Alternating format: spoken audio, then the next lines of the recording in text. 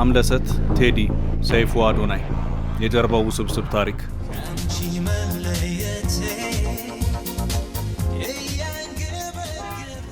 ሰይፉ ጋር አንድ ፊልም ሰርቻለሁ፣ ግን ያን ያህል ትውቅ ባይኖረንም ከመጣበት የህይወት ልምድ ሲታይ፣ ካለበት እድሜ ሲታይ፣ ከሰራቸው ስራዎች መልካም ስራዎች ሲታይ በዚህ መንገድ አንተን አሽሙር ይናገራል ብዬ አላስብም። ኦነስቱኝ ነው እንግዲህ የምነግርህ። አሁን ይህም አስተሳሰብሽ ያሳያል። አንቺ እንዳምለሰት አንቺ አሁን ሳይሽ what a beautiful mindset you have።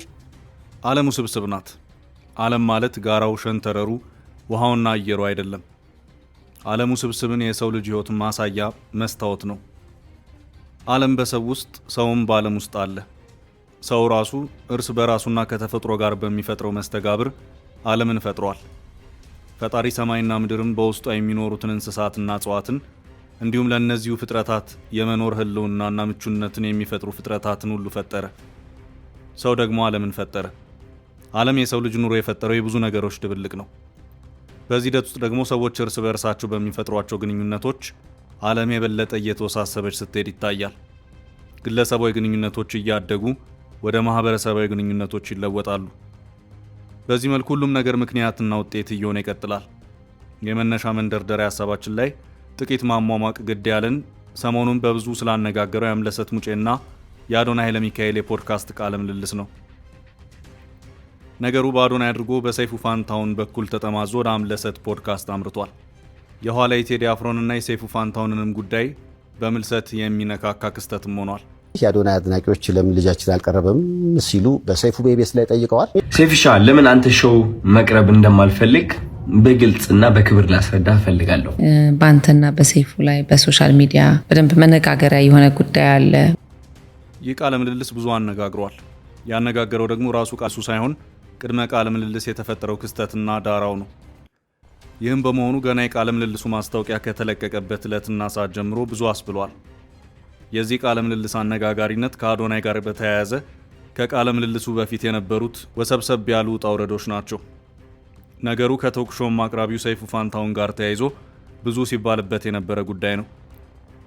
በዚህ ጉዳይ ብዙ ስለተባለ ዝርዝር ጉዳዮች ውስጥ መግባቱ ለሚያውቀው ሰው መልሶ ወቅልኝ ብሎ የመጣጣር ያህል ይቆጠራል።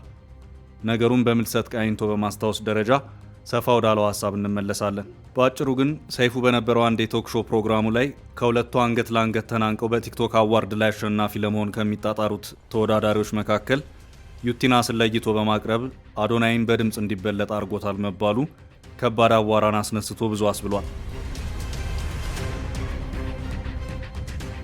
በዚህ መሃል ውዝግቡ በቀጠለበት ሁኔታ በሰዎች ከበድ ያለ ተቃውሞ ውስጥ የገባ መሆኑን የተረዳው ሰይፉ ፋንታሁን በሩ ለሁሉም ክፍት ነው በማለት አዶናይን በዚሁ ቶክ ሾው እንዲቀርብ በይፋ ጋበዘው። እንግዲህ የአዶናይ አድናቂዎች ለምን ልጃችን አልቀረበም ሲሉ በሰይፉ ቤቤስ ላይ ጠይቀዋል። የኛ ሐሳብ ሁሉም እየመጡ ምረጡ። አዶናይም የሰይፉን ግብዣ ሰምቶ መልስ ሰጠ።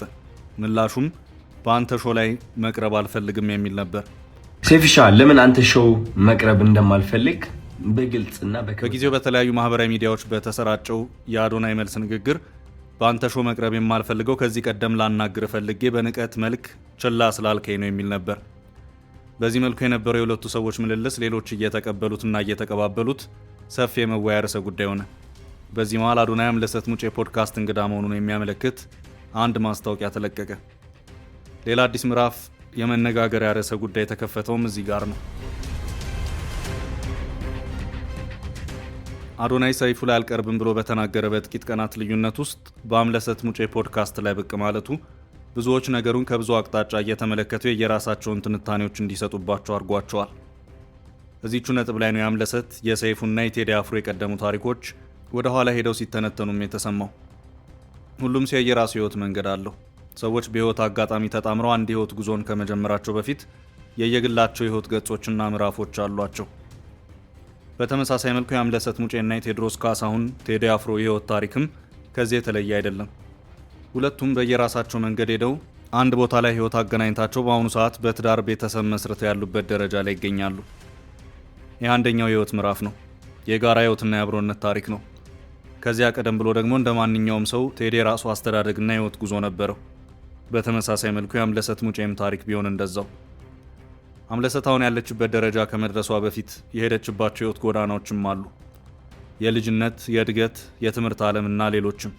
አምለሰትን አሁን ወዳለችበት ህይወት መስመር የወሰዷት መንገዶች ጠቅለል ተደርገው ሲታዩ በጋዜጠኝነቱ፣ በአርቱና በቁንጅና ብሎም በሞዴልነቱ ምድብ ውስጥ ተጨምቀው የሚወድቁ ናቸው። በጋዜጠኝነቱ የትምህርት ሂደት ውስጥም እያለች የፊልም ስራው ፍላጎት ነበራት። ከዚሁ የፊልም ስራው ጥልቅ ፍላጎት ጋር በተያያዘም ያን ጊዜ ገና በጋዜጠኝነት ትምህርቱ ላይ ያለች የራሷን የፊልም ስክሪፕት ጽፋ አስቀምጣም ነበር። ከሙያው ጋር የቀረበ ግንኙነት አላቸው ብላ ላሰበቻቸውም ሰዎች ይህንኑ የፊልም ስክሪፕት እየሰጠችም ሙያዊ ሂሶችን እንዲሰጧትም ታደርግ የነበረ መሆኑን የቀደሙት ታሪኮች ያመለክታሉ። በዚህ ሂደት ውስጥ የቁንጅና ውድድሩም ነበር። ይሄኛው ደግሞ ሌላኛው የህይወት አቅጣጫ ነው። በዚህም መስመር አምለሰት ውጤትን አስመዝግባለች። በትምህርቱ ዓለም ጊዜን የሚወስድ የጋዜጠኝነት ትምህርት ጉዞም ተጠናቀቀ። አምለሰትም ሙሉ ጊዜዋን ወደ ፊልሙ ዓለም የማዞር ሂደት ውስጥ ገባች። የተማሪነት ጊዜው አንድ ምዕራፍ በማክተሙ ገንዘብም መገኘት ጀመረ። እናም አምለሰት የያዘችውን የራሷን የፊልም ስክሪፕት ወደ ፊልምነት ለመቀየር ቆርጣ ተነሳች። ይህንም ፊልም ከልቡ ፊልም ያደርጋሉ የተባሉ የወቅቱ ተዋናያን መረጣም ተካሄደ። በጊዜው በነበረው የፊልምና የቲያትር ኢንዱስትሪም ከባድ ሚዛን ሊባሉ የሚችሉ ሰዎች በዚሁ ፊልም ላይ እንዲተውኑ ተመረጡ። የአምለሰትን የፊልም ጉዳይ እዚህ ላይ ያዝ እናድርገውና ነገሩን ወደ ሰይፉና ቴዲ አፍሮ ጉዳይ የምንመልሰው። ሰይፉ በሚዲያው ዓለም የቆየ ሰው ነው። ብዙ ልምድንም አካብቷል።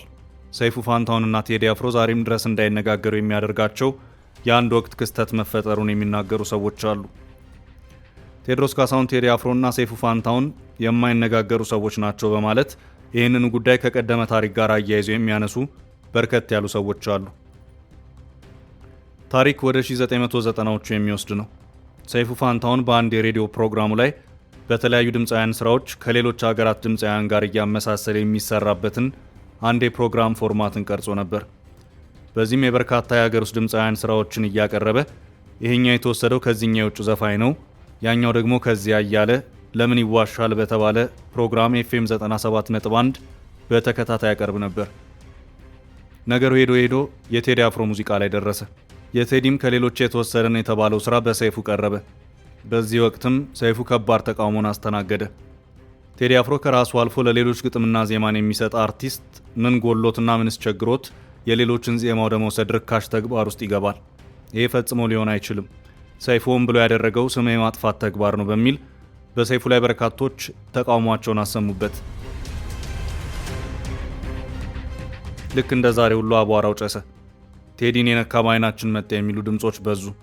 አንዳንዶች በጊዜው ከዚሁ ጋር በተያያዘም ቴዲና ሰይፉ ክፉ ደግ ተነጋግረዋል ሲሉም ይሰማል። ያም ሆኖ ይኸው የሰይፉ ለምን ይዋሻል የተባለውና በኤፍኤም 97.1 ሬዲዮ ላይ ሲቀርብ የነበረው ፕሮግራም ብዙም ሳይቀጥል ቀረ። ሰይፉ ይህ ፕሮግራሙ ከቴዲ አፍሮ ጋር ብቻ ሳይሆን ከበርካታ ድምፃውያን ወዳጆቹ ጋር እንዳቀያየመውም ይነገራል። የቴዲና የሰይፉን ቁርሾ እዚህ ላይ ያዝ እናድርገውና አሁን ደግሞ ጉዳዩን ወደ ሰይፉ አምለሰት እንመልሰው።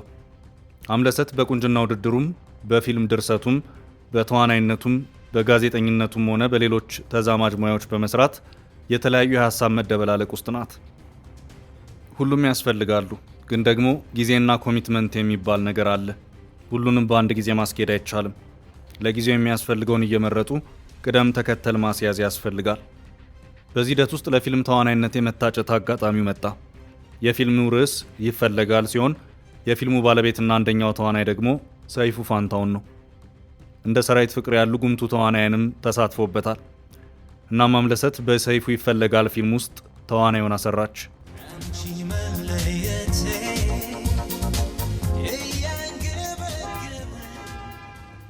አምለሰት በዚህ ፊልም ውስጥ መተወኗ አዲስ ልምድም ሆናት። ከሰይፉና ከሌሎች በዘርፉ ካሉ ባለሙያዎች ጋር አይን ገላጭ የሚባለውም የግንኙነት ምዕራፍ ብቅ ያለውም እዚህ ጋር ነው። አምለሰት አሁን ያለችበት ደረጃ ለመድረስ ከሄደችባቸው የህይወት መንገዶች መካከል አንደኛው ምዕራፍ ነው ተብሎ ሊወሰድ የሚችል ነው። አሁን ደግሞ የጋዜጠኝነት ሙያውንም አክላ እያስኬደች ትገኛለች። ከሰይፉ ጋር አንድ ፊልም ሰርቻለሁ፣ ግን ያን ያህል ትውቅ ባይኖረንም ከመጣበት የህይወት ልምድ ሲታይ ካለበት አምለሰት የራሷን ሌሎች ፊልሞች መስራት ስለምትፈልግ ይህንን አጋጣሚ እንደ አንድ ትምህርት ቤት የወሰደችው ነው ይታያል። ከዚያ በኋላ ወደ አሜሪካ በመሄድ የፊልም ትምህርቱን የበለጠ አዳብራለች። ስለ ፍቅር የተባለውንና ራሷ ደርሳ ራሷ መሪ ተዋናይ የሆነችበትንም ፊልም ለተመልካቾች አድርሳለች። ዛሬ ልደትን አስመልክቶ ምሳ አብረን እንበላለን። ማን ልጋብዝ? ልደት ከተማ ነው የምጋብዝ። ባይሆን አንተ ትከፍላለህ። በዚሁ የህይወት ሂደት ውስጥ ደግሞ ከአርቲስት ቴዲ አፍሮ ጋር ትውውቅ መጣ። ቴዲ የዘፈኑን ክሊፕ ሲሰራ ሜካፕ አርቲስት ሆና ትውውቅ ወደ ፍቅር አድጎ አሁን ላለው የትዳር ደረጃን በቃ። በዚህ መሃል ደግሞ አዶናይ የሚባል ክስተት በመሃል ብቅ አለ። በሰይፉ ተገፋውም አለ። የቲክቶክ አድናቂዎቹና ተከታዮቹም እንዴት ሲሉ ጠየቁ። የተነሱ አቧራ ሰይፉ ላይ ከባድ የጫና ቡጢውን አሳረፈ። ሰይፉም ና ግድ የለም ቤቴ ለሁሉም ክፍት ነው ሲልም አስታወቀ። አዶናይም ምን ሲደረግ የሚለውን ምላሽ ሰጠ። እንዲህ እያለ የማህበራዊ ሚዲያው የቃላት ጦርነት በጦፈበት ሁኔታ አዶናይ በአምለሰት ሙጬ ፖድካስት ፕሮግራም ላይ የሚቀርብ መሆኑን የሚያመለክት ማስታወቂያም ተለቀቀ። እናም በዚህ ወቅት የቀደሙ ታሪኮች እየተመዘዙ አምለሰት፣ ቴዲ አፍሮ፣ ሰይፉ የሚሉት የቀደሙት የህይወት ሂደቶች ተመልሰው በምልሰት ይፈተሹም ገባ። በእርግጥ አምለሰት አዶናይ በሰይፉ ተገፍቷል፣ በራሷ ፖድካስት ሚዛን የማስጠበቅ ስራ ለመስራት ይህን ፕሮግራም ሰርታለች ተብሎ አይጠበቅም። ሆኖም ከሰይፉ ጋር በተያያዘ ለተፈጠረው ሁኔታ ግን ለአምለሰትም ሆነ ቃለ ምልልሱን ለሰጠው አዶናይ ትክክለኛው ሰዓት ወይም ፐርፌክት ታይሚንግ የሚባለው ነው። ነገሩ በጦዘበት አምለሰት አጋጣሚውን በመጠቀም ሚዲያዋን በሚገባ አስተዋውቃበታለች። ቃለ ምልልሱ በተለያዩ ክፍሎች ተከፋፍሎ ቢለቀቅም የመጀመሪያው ቃለ ምልልስ በ3 ቀናት ውስጥ 1 ሚሊዮን ተመልካቾችን አግኝቷል።